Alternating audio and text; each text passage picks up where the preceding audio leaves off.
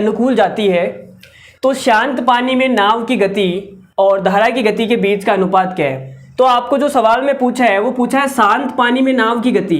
तो शांत पानी में नाव की गति होती है x।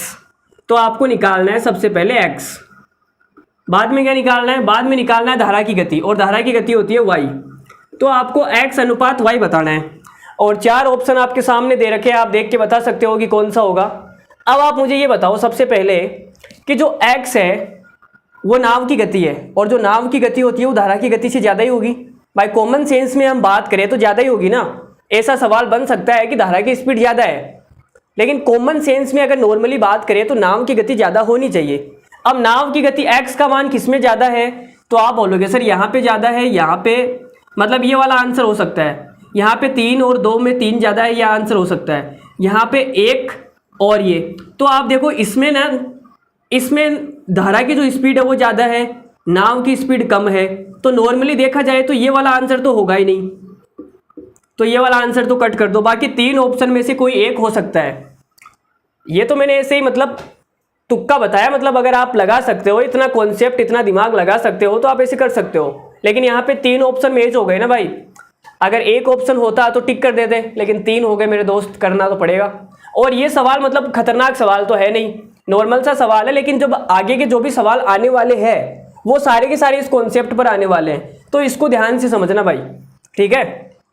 अगर आप उसके ख्यालों में डूबे हुए हो तो बाहर आ जाओ, ये सवाल ढंग से समझना। देखो जी क्या बोल रहा है सवाल, एक नाव है, यहाँ से शुरू करती नाव और नाव यहाँ तक जाती है, ठीक है। एक नाव धारा के प्रतिकूल जाती है, ये मान लो इधर तो धारा की स्पीड है, ये y हो गई। एक नाव धारा के प्रतिकूल जाने में लगने वाले समय के 1/3 समय में धारा के अनुकूल जाती है तो शांत पानी में नाव की गति। तो देखो सबसे पहले नाव यहाँ से शुरू करेगी x की स्पीड से और यहाँ तक जाएगी, तो ये धारा के अनुकूल गई, और फिर वापस आएगी तो धारा के प्रतिकूल आएगी। बोलो बात सही है या नहीं भाई। अगर जाएगी यहाँ से यहाँ तक गई तो धारा के अनुकूल गई, तो जाते समय इसकी स्पीड क्या होगी, तो आप बोलोगे सर जाते समय इसकी स्पीड हो जाएगी, अनुकूल जा रही है मतलब x + y इसकी स्पीड होगी, ये भाई इस स्पीड से इधर जा रही है। अब वापस आते समय स्पीड क्या होगी, धारा के प्रतिकूल आएगी, तो स्पीड हो जाएगी x - y। यहां तक बात क्लियर है या नहीं। अब आप मुझे बताओ यहाँ डिस्टेंस जो चली जा रही है वो सेम है, जाते समय इसने ये वाली डिस्टेंस तय की, जाते समय इसने ये वाली डिस्टेंस चल के गई, वापस आते समय यही डिस्टेंस वापस चल रही है,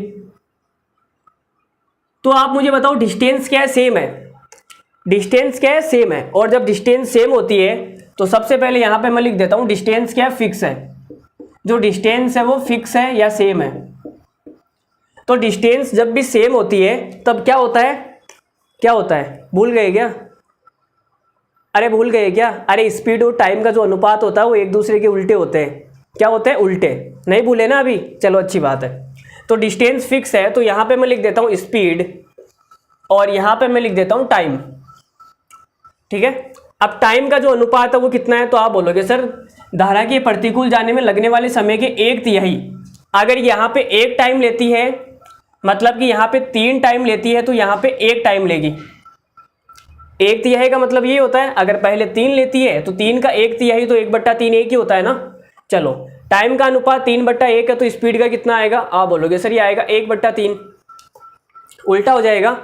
अब जो ज़्यादा है वो तो हो जाएगा x + y और जो कम है वो हो जाएगा x - y। इतना कॉमन सेंस तो है आपके अंदर, ठीक है। अब यहाँ से हम क्या निकालेंगे, x/y निकालेंगे। तो आप मुझे बताओ इन दोनों को जोड़ दिया जाए, योगांतरानुपात लगा रहा हूँ, क्या लगा रहा हूँ, योगांतरानुपात। अरे भाई योगांतरानुपात सुना है ना आपने, योगांतरानुपात जिसको CND भी बोलते हैं, कॉम्पोनेंडो एंड डिविडेंडो रूल। नहीं सुना है तो कोई बात नहीं, हम समानुपात और जो पढ़ेंगे ना उसमें पढ़ेंगे, ठीक है। तो योगांतरानुपात लगाएंगे तो कैसे लगाते, देखो मैं हल्का सा बता देता हूँ। मान लेते हैं कि ये लिखा हुआ है A/B बराबर में लिखा हुआ है C/D। तो योगांतरानुपात में हम क्या करते हैं, अंश और हर को जोड़ते हैं और अंश में से हर को घटाते हैं। इधर भी ये हो जाएगा, अंश और हर को जोड़ते हैं, अंश में से हर को घटाते हैं। तो योगांतरानुपात लगाने के बाद में ये आता है।